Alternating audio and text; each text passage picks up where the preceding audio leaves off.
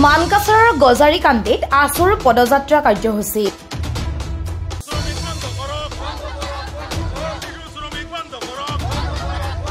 বাল্য বিবাহ, শিশু শ্ৰমিক আৰু ড্ৰাগছৰ বিৰুদ্ধে ছাত্ৰ সন্থাৰ সজাগতা।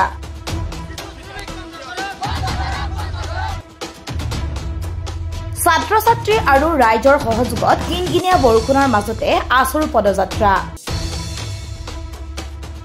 বাল্য বিবাহ, শিশু শ্ৰমিক আৰু ড্ৰাগছৰ বিৰুদ্ধে বিভিন্ন শ্লোগানেৰে মানকাছাৰৰ গজাৰিকান্দিত ছাত্ৰ সন্থাই আজি এক পদযাত্ৰা কাৰ্যসূচী ৰূপায়ণ কৰে। জিলা আছুৰ ভাৰপ্ৰাপ্ত সভাপতি আব্দুৰ ৰাজ্জাক আৰু সাধাৰণ সম্পাদক ৰৌশন আলমৰ উপস্থিতিত কুকুৰমাৰা আঞ্চলিক ছাত্ৰ সন্থাই ৰূপায়ণ কৰা পদযাত্ৰা কাৰ্যসূচীত অঞ্চলটোৰ 2 শতাধিক ছাত্ৰ-ছাত্ৰী আৰু সাধাৰণ ৰাইজে অংশগ্ৰহণ কৰে। বাল্য বিবাহ বন্ধ কৰক, শিশু শ্ৰমিক বন্ধ কৰক, ড্ৰাগছ সেৱন বন্ধ কৰক, ড্ৰাগছ ব্যৱসায় বন্ধ কৰক, আছু জিন্দাবাদ আৰু আছু লং লিভ শ্লোগানেৰে গজাৰিকান্দিত আছু আৰু ছাত্ৰ-ছাত্ৰীৰ সজাগতামূলক প্ৰতিবাদ।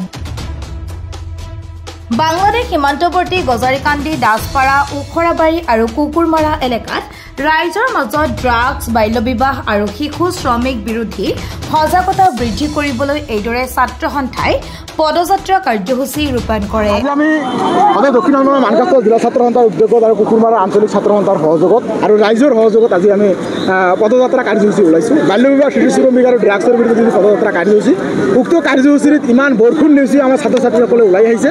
ৰাইজৰ আস্থা আছে সদৌখন ছাত্ৰ সন্থাৰ প্ৰতি, সদৌ দক্ষিণ অসমৰ মানকাছাৰ জিলা ছাত্ৰ সন্থাৰ প্ৰতি। তাৰ সঁহাৰি ৰাখি আজি আমাৰ সমাজত বাল্য বিবাহ আৰু শিশু শ্ৰমিকৰ হাৰ যি হাৰত বৃদ্ধি পাইছে আৰু ড্ৰাগছত যিসকলে আসক্ত আছে বা আমাৰ জিলাখনত যি হাৰত ড্ৰাগছ বৃদ্ধি পাইছে তাৰ ওপৰত ভিত্তি কৰি আজি আমি এই কাৰ্যসূচীখন হাতত লৈছিলোঁ।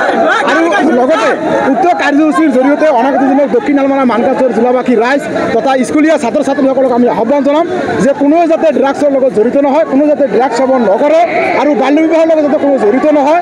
আৰু অভিভাৱকসকলক আমি আহ্বান জনাম যে কোনো অভিভাৱকে যাতে ল'ৰা ছোৱালীক বাল্য বিবাহ নকৰে আৰু শিশু শ্ৰমিক যাতে কোনো অভিভাৱকে যাতে সৰু ল'ৰা ছোৱালীক চাৰ দোকান নাইবা বিভিন্ন ঠাইত কামত নিয়োগ নকৰে, তাৰ বাবে আমি সকলো অভিভাৱকক আমি আহ্বান জনাইছোঁ।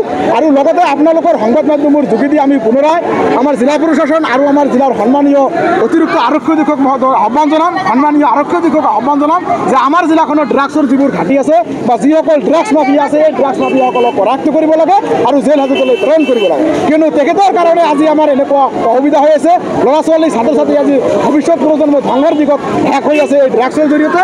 গতিকে আপোনালোকৰ সংবাদ মাধ্যমৰ যোগেদি আমি পুনৰাই জিলা প্ৰশাসন আৰু আমাৰ দক্ষিণ অসমৰ মানকাছাৰ জিলাবাসীক আহ্বান জনাম যে আপোনালোকে যিবোৰ এইবোৰ অনৈতিক কাম কাজ, বাল্য বিবাহ, শিশু শ্ৰমিক আৰু যিবোৰ ড্ৰাগছ, এইবোৰৰ পৰা আপোনালোকে আঁতৰত থাকক আৰু নিজৰ ল'ৰা ছোৱালীৰ সুৰক্ষিত ভৱিষ্যত কৰক। আমি তাকে কামনা কৰিছোঁ।